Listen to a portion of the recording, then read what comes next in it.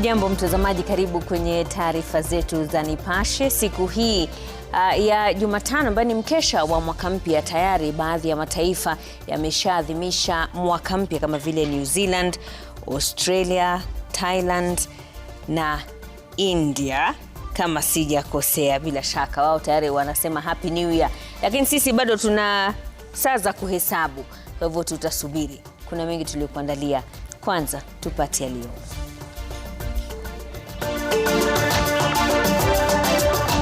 Sokomoko ya sekondari msingi, huku shauku ikijiri kuhusu kuongezwa kwa karo shuleni. Bunduki 13 zasalimishwa kufuatia makataa iliyotolewa na serikali huko Transmara. Rais William Ruto kutoa hotuba ya mwaka mpya kutoka ikulu ndogo ya Eldoret. Na leo kwenye makala ya mwaka wangu tunaangazia makovu ya mwaka wa 2025.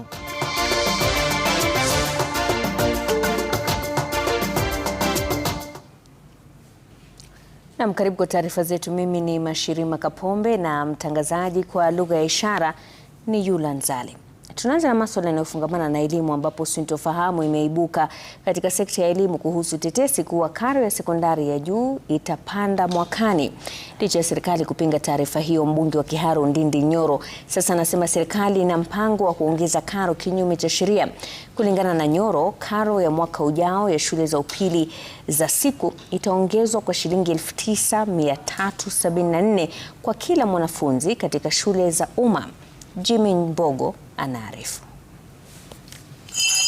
Huku shule zikitarajiwa kufunguliwa wiki ijayo, hali ya sintofahamu inashuhudiwa miongoni mwa wanafunzi wa sekondari ya juu. Kulingana na mbunge wa Kiharu Ndindi Nyoro, serikali inapania kuongeza karo kwa shilingi 9,374 kwa kila mwanafunzi. Kulingana na Nyoro, Wizara ya Elimu imeshindwa kueleza bayana kuhusu swala la karo, huku baadhi ya walimu wakuu wa shule za umma wakitoa mwongozo kuhusu mabadiliko ya karo. Now it is alarming to see that the government unashamedly directing principals of day secondary schools that the capitation from January will be 12,000 shillings from the 22,000 shillings and 244 shillings that has been there before, and directing that the burden of 9,374 shillings will now be shouldered by parents. I want to say this without blinking of an eye. As the leadership of this country and as adults in this country who have benefited from the free basic education, we are not going to allow any leader to take away that advantage. Hata hivyo, Wizara ya Elimu imesema kuwa karo ya mwakani itasalia kama ilivyo kulingana na mwongozo wa mwaka wa 2019, Waziri Julius Ogamba akisema serikali inaendelea kupiga jeki masomo ya bure na kila mwanafunzi atapewa mgao wa shilingi 22,244 kwa mwaka. In order to put this matter to rest, we are going to issue another circular by this Friday, just to clarify so that there is a clean alignment and there's no more room for speculation on whether school fees has been raised or not. So we are working on that, and it's going to be in place by Friday this week. Nyoro anasema serikali pia inasitasita kuwasilisha walimu wanagenzi katika shule za umma licha ya kuahidi kuongeza idadi ya walimu shuleni. And the decision by TSC to send renewal letters to JSS interns again also needs to be rescinded. They need to be given an opportunity to serve our country into permanent and pensionable terms. The argument of government that there is no money to confirm the 20,000 JSS interns into permanent and pensionable terms is an incompetent answer to our brothers and sisters. Can't we make sacrifices from some of these lodges that you are seeing around? You know, people moving around the country, doling out the money in millions and so on and so forth. Can we discipline ourselves and avail those resources to go to supporting our children? Jimmy Mbogo, runinga Citizen, Nairobi. Mkanganyiko umeendelea kushuhudiwa kwenye mpito wa wanafunzi wanaojiunga na sekondari ya juu nchini huku shule za zamani za kitaifa zikionekana kuwa chaguo bora kwa wanafunzi wengi. Hali hii ikisababisha shule hizi maarufu kuwa na idadi kubwa ya wanafunzi wanaotaka kujiunga nazo. Na kama anavyotuarifu Emily Chebet, shule hizo za ngazi ya C1 zimepokea maelfu ya maombi kinyume na nafasi chache walizonazo. Zaidi ya wanafunzi 50,000 wanaojiunga na gredi ya 10 walionekana kuwania nafasi katika shule 20 pekee za kundi la C1, idadi iliyo juu sana ikilinganishwa na nafasi zilizopo. Kulingana na Wizara ya Elimu, shule ya wasichana ya Kisumu yenye nafasi 900 ilipokea maombi zaidi ya 60,000. Shule ya Nyansiongwe eneo la Nyamira ilipokea maombi zaidi ya 50,000 ilhali ina nafasi 900. Shule ya wavulana ya Maseno yenye nafasi sawia pia ilipokea maombi 52,000. Shule za Nairobi School, Mongori, shule ya wasichana ya Pangani, Friends School Kamusinga, Alliance, Moi Forces, Kenya High, Lugulu, Lenana, Kabianga, Kapsabet, Mangu ni miongoni mwa shule walizopokea maombi zaidi ya 30,000. Shule hizo zina nafasi kati ya 400 na 1,000 pekee. The others that were not approved were declined for reasons that some of the schools that they wanted to move to were already full, or there was an issue with their cluster subjects in terms of the pathways that they had chosen.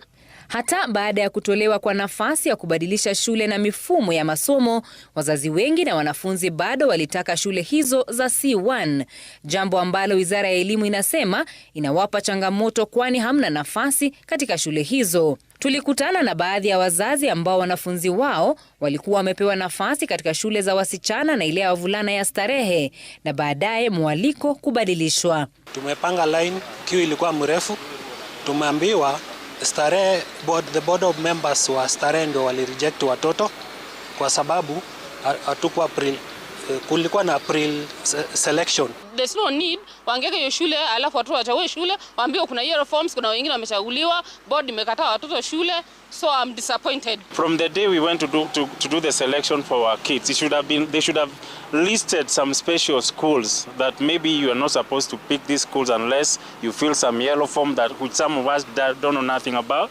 Kulingana na bodi ya Starehe, hata hivyo, Wizara ya Elimu ilifanya makosa kuwachagulia wanafunzi kwani wamekuwa wakijichagulia kwa zaidi ya miaka 50. Venye huko wametuambia lazima tungoje tarehe 6 tujaze nini tena, kwa sababu for Starehe they are considering the less au watu wenye wako needy. And for my case, my niece is an orphan. Of us cannot fit in the C1 schools, and there are people who come from underprivileged backgrounds and arid areas, and we do respect that. But now what we are finding very problematic, if you know you don't want to give me something, don't tease me. Don't give me a position only to take it away later. Waziri wa Elimu Migos Ogamba amewataka wazazi kuzingatia somo la wanafunzi wao zaidi kuliko shule wanazokwenda. Emily Chebet, runinga ya Citizen. Kwingineko, takriban bunduki 31 zimesalimishwa Transmara kufuatia operesheni inayoendelea katika maeneo ambayo yamekumbwa na mapigano. Amri ya kusalimisha bunduki hizo ilikamilika jana, lakini wananchi bado wameraiwa kuendelea kuziwasilisha. Huku hayo yakijiri, jamii ya Wamasai kwa mara ya kwanza ilijitokeza kulalamikia operesheni hiyo ikisema inaegemea upande mmoja. Crispino Tieno anaarifu zaidi kwenye taarifa ifuatayo. Ni operesheni ambayo imekuwa ikiendelea kwa muda sasa katika maeneo 14 ambayo yaliratibiwa kama maeneo yaliyoathirika na machafuko ya Angata Barikoi. Idara ya usalama sasa ikisema imefanikiwa kupata takriban bunduki 31 tangu operesheni hiyo kuanza rasmi. Hizo bunduki tunataka zirudi.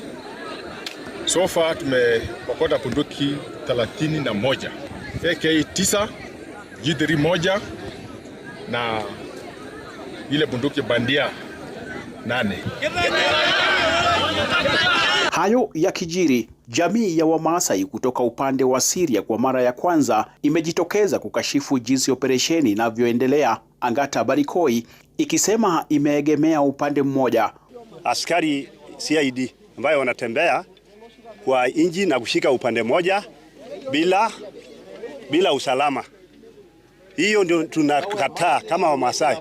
Sisi tumelaniwa kwa sababu watu wetu tunakuja kuandikiwa mabunduki. Tumeambiwa mtoe mabunduki, tumetoa, tumepeana, hawajatoa hata moja. Viongozi wa jamii wamesema maafisa wa ujasusi wanawaandama hadi sokoni na kuteka nyara vijana. Hatutaki CID anatuchunguza hata ndani ya soko, hatuwezi kubali. Tutaacha tukianza kupigana hapa, CID hatutaki achunguke ndani ya soko ya ng'ombe. Tujaipata kitu kama hiyo. Wenyeji wa Syria wanasema baada ya mkutano wa amani kuitishwa na kamishna huko Narok, waliotoa taarifa wameanza kuandamwa na maafisa wa polisi. Vita alianza, wakasemekana tutoa amani, tukatoa amani. Sasa tunaona watu ya pande moja tu ndio anashikwa. Tunashangaa ni nini hii? Sasa tunataka tuambie serikali kama amani ndio inatakikana, basi waje kushikwa watu ya pande moja. Madai hayo yakipuziliwa na kamanda wa Lolgorian akisema lengo kuu ni kuimarisha usalama wala sio kuchochea uhasama. Ingependelea si vizuri wakae hapo kwa sababu amani imerudi. Naomba hao wanakaa kwa mashule waanze kurudi nyumbani kwa sababu amani imerudi. Crispin Otieno, runinga ya Citizen. Na mtazamaji, kukuarifu tu kwamba muda wote kutoka sasa tutakuwa tunamsikiza Rais William Ruto kwenye hotuba yake ya mwaka mpya kutoka ikulu ya Eldoret. Lakini kabla ya hapo, majonzi ya familia zilizowapoteza wapendwa wao kwenye maandamano ya kupinga mswada wa fedha wa mwaka wa 2024 yangali yanachurukiza nyusoni mwaka mmoja baadaye, huku maadhimisho ya kumbukumbu ya matukio hayo yakitonesha makovu. Mwaka huu 2025 pia ulitoa fursa ya kuangazia madhila ya wanawake wanaougua saratani, kando na dhiki ya familia zilizolazimika kuishi juu ya maji huko Naivasha. Safina Chieng'oma anaturegesha kwenye matukio hayo na jinsi yalivyotangamana na wahusika.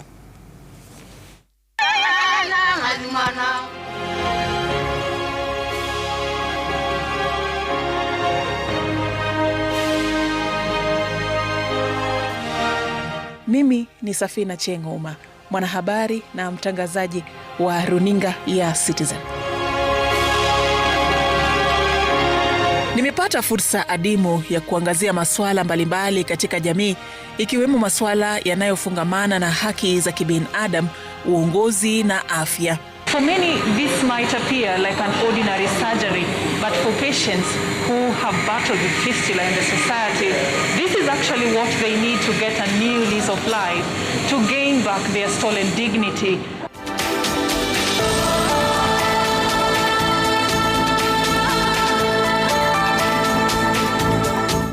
Mojawapo ya taarifa nilizoziangazia mwaka huu wa 2025 ni taarifa kuhusu maandamano ya Juni mwaka 2024.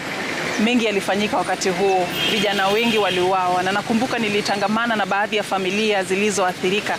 Nikatembelea familia moja katika kijiji cha Karambaini katika kaunti ya Kiambu. Majonzi ya familia ya Evans Kiratu Karobia aliyeuawa wakati wa maandamano hayo yalikuwa ya kukeketa moyo. Simulizi za familia zikitonesha kidonda ambacho bado kinavua usaha. Kifo cha Evans kilinipata kwa njia nyingine mbaya sana. Nilijipata na hisi ule uzito wa mama huyo wa kumpoteza mwanawe mwenye umri wa miaka 21, Evans Karobia, ambaye alipelekwa hospitalini na msamaria mwema ambaye alimpata akiwa na maumivu kutokana na kugongwa na kitoa machozi katika sehemu zake za siri. Alichukua video za Evans na juu niko nazo, unaweza hata ona huko ni hospitali Kenyatta, akiwa kwa ile kitanda akianza akilia hapo na uchungu. Kila hatua kwenye safari ya kuelekea kwenye kaburi la mwanawe ilikuwa nzito na yenye uzani wa machozi yasiyoweza kupimika. Ilinilazimu hata nivue kofia la wanahabari na kukumbatia utu, angalau ni mfariji na kumpa bega wakati huo mgumu wa kukubali yaliyomfika mwanawe. Familia hiyo imejaribu kutafuta haki, lakini hadi sasa hakuna nuru kwenye kiza cha masikitiko yao. Hii inasalia mojawapo ya taarifa ambazo zilinilemea zaidi, hususan kuhusu familia zilizoachwa na makaburi ya wanao waliotarajiwa kufanikisha ndoto za maisha yao ya halafu. Ghadhabu kuhusu changamoto za safari yao ya kutafuta haki imezidi. Justice for Rex! Labda kisa cha Rex Kanyeki Masai, mwathiriwa wa kwanza wa ukatili wa polisi, kuna uwezekano wa familia yake kupata haki, licha ya kuwa hadi sasa kesi hiyo ingali gizani. Familia nyingi bado hazijapata haki, na ni matumaini yangu kwamba ipo siku machozi yao yatafutwa. Safari yangu ya wanahabari katika mwaka wa 2025 haujakuwa tu wa uchungu na majonzi. Nakumbuka mojawapo ya taarifa za afya nilizopata fursa kuzishughulikia zilihusu ujasiri wa kupambana na ugonjwa wa saratani. Ruth Wairimu, mmoja wa wale wagonjwa wa saratani niliweza kutangamana nao, alipothibitishwa kuwa na ugonjwa huo sugu, kila kitu katika maisha yake kilisimama. Nikiangalia watoto, mimi hapo ndo nilikuwa nalia. Kama niko na mtoto wako 13 years ama 12, nitamwacha akiwa 17. Kama huyu alikuwa 7 mdogo, alikuwa 7 years, nitamwacha akiwa 12. Kwa hivyo nitamwacha bado akiwa. Yaani nilikuwa nimeona mimi sasa yangu imeisha. Ushauri na saha ulimshawishi Ruth kuanza matibabu, ila titi lake la kushoto pia likaathirika na ikabidi atolewe matiti yote. Simulizi za Ruth zilinipa mtizamo tofauti kuhusu ugonjwa huu. Wanawake wengi wamepewa talaka kutokana na athari za ugonjwa wa saratani. Wengi hata wamekosa fahari ya kuitwa mama kutokana na makali ya matibabu. Kuna siku nimetoka na nilisahau kuvaa. Nikakimbia tu nikaingia gari.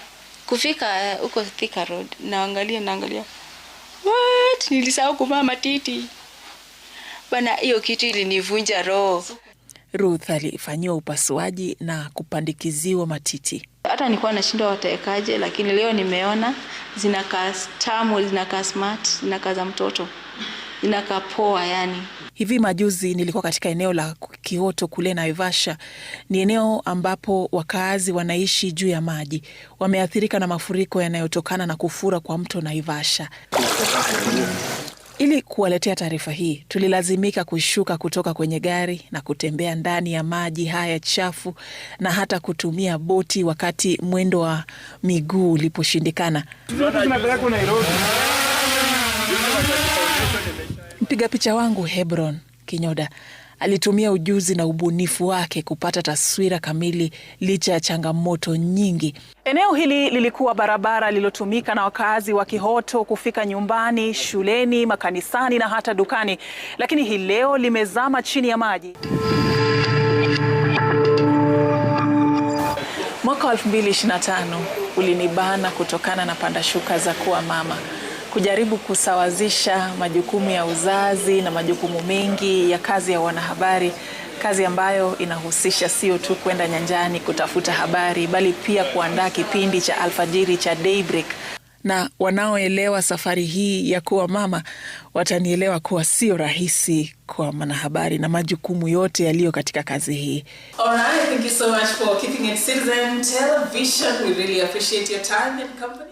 Lakini kwa vile kipendacho roho hula nyama mbichi, mapenzi kwa mashabiki yalimtia viungo kila siku kwenye ari yangu ya kuwapa mnayotarajia, bila kusahau kuwa singeweza kufanikisha haya yote bila washirika.